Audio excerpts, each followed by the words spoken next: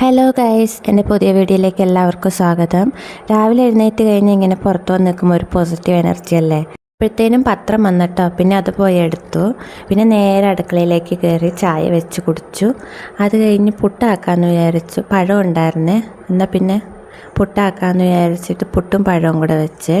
പിന്നെ കഞ്ഞിക്ക് വെള്ളം വെച്ചിട്ടുണ്ടായിരുന്നു. അങ്ങനെ വെള്ളം തിളച്ചപ്പോൾ പിന്നെ അരിയും എടുത്തിട്ടു. പുട്ടാക്കാൻ നേരത്ത് ഞാൻ ക്യാരറ്റും കൂടെ ഇടുന്നുണ്ട്. നല്ല ടേസ്റ്റാട്ടോ.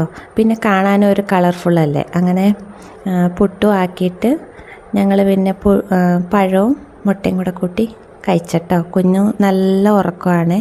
രാത്രി ഉറങ്ങാറില്ല, അതുകൊണ്ട് പിന്നെ പകൽ നല്ല ഉറക്കമാണ്. കുഞ്ഞുവിന് ചെറിയ പഴവും പുട്ടും കൊടുക്കുവാണെങ്കിൽ കഴിച്ചോളൂ കേട്ടോ.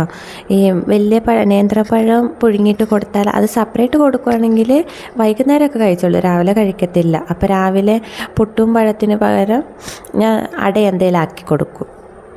എൻ്റെ ബ്രേക്ക്ഫാസ്റ്റ് ആകുമ്പോഴത്തേന് കുഞ്ഞ് എഴുന്നേറ്റ് വരും കേട്ടോ. പിന്നെ അവൻ എഴുന്നേറ്റ് വന്ന് അവനെ പല്ല് തേപ്പിച്ചിട്ട് എന്നിട്ട് പിന്നെ കേട്ടോ ഞങ്ങൾ കഴിക്കുന്നത്. പിന്നെ ഈ 2 കലത്തിൽ എപ്പോഴും വെള്ളം വെച്ചേക്കും കേട്ടോ. നമ്മുടെ വീട്ടിലെ വെള്ളം കൂടി കൊടുത്തലാണ്. പിന്നെ ഞാൻ കഴിച്ചെല്ലാം കഴിഞ്ഞിട്ട് പിന്നെ സാമ്പാറാക്കാമെന്ന് വിചാരിച്ചു. അങ്ങനെ എല്ലാ കഷ്ണങ്ങളും ഉള്ള കഷ്ണങ്ങൾ മൊത്തം ഇട്ടിട്ടുണ്ട് ഞാൻ. എല്ലാം കൂടെ ഇട്ടിട്ട് ആദ്യം പരിപ്പിട്ടു. അത് കഴിഞ്ഞ് കഷ്ണങ്ങളെല്ലാം കൂടെ ഇട്ടിട്ട് മഞ്ഞൾപ്പൊടി, കുറച്ച് കാശ്മീരി ചില്ലി, അത് രണ്ടും ഇട്ടിട്ട് പിന്നെ പുളിവെള്ളം പിഴിഞ്ഞൊഴിച്ചിട്ട് കുറച്ചുകൂടെ വെള്ളം ഒഴിച്ചിട്ട് ഉപ്പും ഇട്ടിട്ട് അത് കഴിഞ്ഞ് ഒരു സ്പൂണ് ഞാൻ അതിലേക്ക് ഇടും കേട്ടോ. അത് തിളച്ച് മറിയാതിരിക്കാൻ വേണ്ടിയിട്ട്. അത് ഞാൻ യൂട്യൂബിൽ ആരോ ചെയ്യുന്നത് കണ്ടതാണ് കേട്ടോ. പിന്നെ വീട്ടിൽ അമ്മയൊക്കെയാണെന്ന് വെച്ചിട്ടുണ്ടെങ്കിൽ കുക്കറിൻ്റെ സൈഡിൽ കൂടി ഇങ്ങനെ മുകളിലായിട്ട് എണ്ണ തേക്കും. അതും നല്ലൊരു ഓപ്ഷൻ തന്നെയാണ് കേട്ടോ. അതും തിളച്ച് മറിയത്തില്ല. ഈ തിളച്ച് മറിഞ്ഞ് കഴിയുമ്പോൾ അത് ക്ലീനാക്കൽ തന്നെ ഒരു പണിയല്ലേ. അതുകൊണ്ട് പിന്നെ ഇങ്ങനെ സ്പൂൺ ഇട്ടിട്ട് അത് അടച്ച് വെച്ചിട്ട് ഒരു 3 വിസിൽ വരുന്നവിടം വരെ വേവിക്കും കേട്ടോ. പിന്നെ ഞാൻ വെണ്ടയ്ക്ക വേറെ തന്നെ കുറച്ച് മഞ്ഞൾപ്പൊടിയും ഉപ്പും കൂടെ ഇട്ടിട്ട് അത് വേറെ തന്നെ വേവിക്കട്ടെ, ഇല്ലെങ്കിൽ പെട്ടെന്ന് ഉടഞ്ഞു പോവല്ലോ. അങ്ങനെ അത് മുരിങ്ങാക്കോലുണ്ടെങ്കിൽ അതും ഇതും കൂടെ ഇട്ടിട്ട് ഒരുമിച്ചാട്ടോ വേവിക്കാറ്. പിന്നെ മെഴുക്കുരട്ടി ആക്കാമെന്ന് ഓർത്ത് പയറുണ്ടായിരുന്നു, അതെടുത്തിട്ട് മെഴുക്കുരട്ടി സാധാരണ അരിയുന്ന ചെറുതായിട്ട് അരിഞ്ഞിട്ട് സവാളയും പിന്നെ പച്ചമുളക്, മഞ്ഞൾപ്പൊടി, പിന്നെ തേങ്ങാക്കൊത്തിടും കേട്ടോ. തേങ്ങാക്കൊത്തിട്ടാൽ നല്ലൊരു ടേസ്റ്റല്ലേ തിന്നാൻ. അതെല്ലാവർക്കും ഇഷ്ടം. അതും കൂടെ ഇട്ടിട്ട് കടുക് പൊട്ടിച്ച് സാധാരണ ആക്കുന്ന പോലെ തന്നെ വഴറ്റിയെടുക്കും കേട്ടോ. അപ്പോഴത്തേനും ഞാനത് അരിഞ്ഞു വെച്ചപ്പോഴത്തേനും ഇത് സാമ്പാർ വെന്തിട്ടുണ്ടായിരുന്നേ. പിന്നെ അതിലേക്ക് വെണ്ടയ്ക്ക വേവിച്ച് വെച്ചിട്ടുണ്ടായിരുന്നല്ലോ, അത് ചേർത്ത് കൊടുക്കുവേ.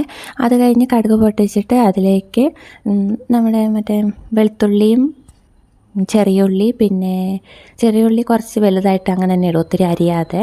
പിന്നെ സാമ്പാർ പൊടിയും മല്ലിപ്പൊടിയും മുളക് പൊടിയും കുറച്ചിട്ടിട്ട് നല്ലോണം ഒന്ന് പച്ചമണം മാറുന്ന വരെ മൂപ്പിച്ച് കഴിഞ്ഞിട്ട് അതിലേക്ക് സാമ്പാറിലേക്ക് ചേർക്കുക ചെയ്യുന്നത്.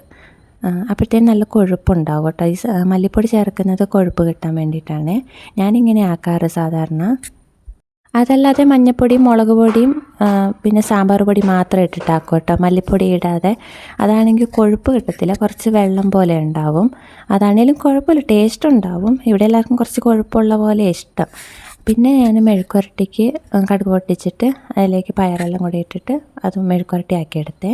പിന്നെ അമ്മ മീൻ വെട്ടി തന്നിട്ടുണ്ടായിരുന്നു, വലിയ മത്തിയാട്ടോ കിട്ടിയിരിക്കുന്നത്. അതെല്ലാം കൂടെ മുറിച്ച് പിന്നെ അതിന് മുട്ടയും കിട്ടിയിട്ടുണ്ട്. ഇപ്പം മുട്ടയുള്ള സീസണാണെന്ന് തോന്നുന്നു. അത് ഞാൻ സെപ്പറേറ്റ് വറക്കും കേട്ടോ.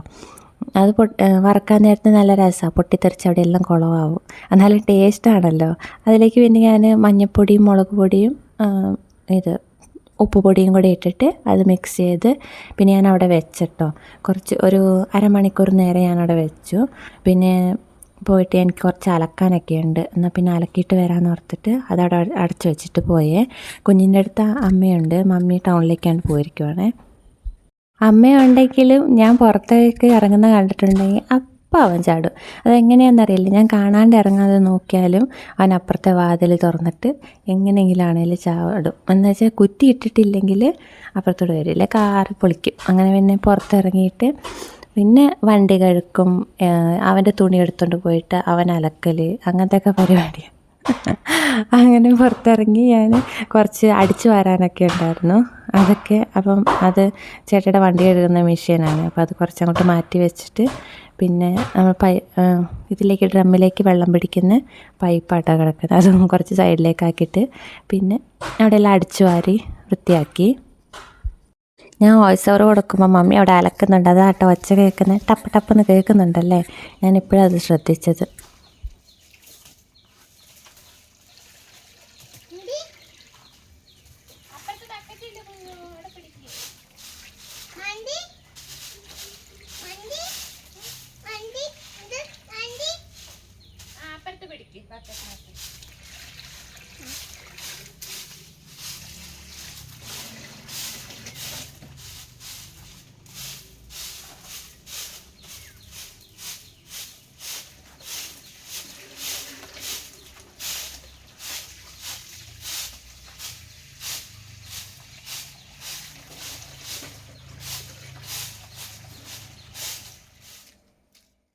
അത് കഴിഞ്ഞ് പെട്ടെന്ന് തുണി അലക്കുക കേട്ടോ. വാഷിംഗ് മെഷീൻ ഓർഡർ ആക്കിയിട്ടുണ്ട്, ഇതുവരെയായിട്ട് വന്നില്ല, വരുന്നതേ ഉള്ളൂ. അതുവരെ കല്ലാണ് ശരണം. അങ്ങനെ പിന്നെ ഞങ്ങൾ മുകളിലാട്ടോ തുണി വിരിക്കുന്നത്, കാണിച്ചു തരാവേ. എല്ലാവർക്കും മഴക്കാലത്ത് തുണി വിരിക്കാൻ ഒരു ബുദ്ധിമുട്ട് തന്നെയാണല്ലോ. എന്തായാലും ഇവിടെ മുകളിൽ ഇങ്ങനെ ഒരു റൂഫ് ചെയ്തത് കൊണ്ട് തുണി വിരിക്കാനൊക്കെ ഇഷ്ടംപോലെ സ്ഥലമുണ്ട് കേട്ടോ. കുറേ അഴ കെട്ടിയാൽ മതി എന്ന് മാത്രമേ ഉള്ളൂ. പിന്നെ ഉണങ്ങുന്ന വേനൽക്കാലത്താണെങ്കിൽ മുകളിൽ തുണി വിരിച്ച് താഴെ ഇറങ്ങുമ്പോഴത്തേനും ഉണങ്ങിയിട്ടുണ്ടാവും കേട്ടോ. അതുപോലെ ചൂട്. രാവിലെ വൈകുന്നേരം മാത്രമേ അതിൻ്റെ മുകളിൽ കയറാൻ പറ്റുള്ളൂ കേട്ടോ. ഉച്ചയ്ക്കൊന്നും കയറാനേ പറ്റില്ല, അതുപോലെ ചൂടാണ്.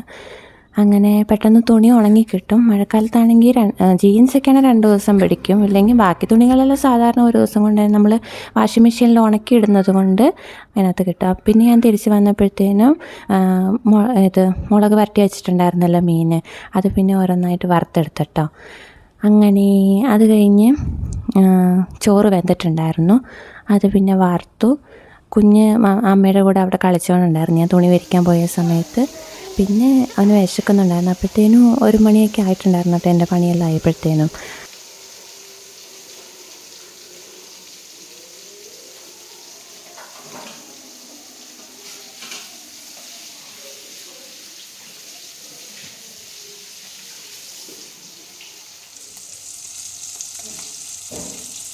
അത് കഴിഞ്ഞ് പിന്നെ മീൻ വറുത്ത് കഴിഞ്ഞിട്ട് മീൻ വറുത്തില്ല കേട്ടോ, അമ്മയോട് നോക്കാൻ പറഞ്ഞിട്ട് പിന്നെ കുഞ്ഞിന് ചോറ് കൊടുത്തിട്ട് പിന്നെ ഞാൻ കുളിച്ചു. അപ്പോൾ ഇന്നത്തെ വീഡിയോ ഇത്രയേ ഉള്ളൂ. ഇതാട്ടോ ഇന്നത്തെ നമ്മുടെ സ്പെഷ്യൽ. അപ്പോൾ ബായ്.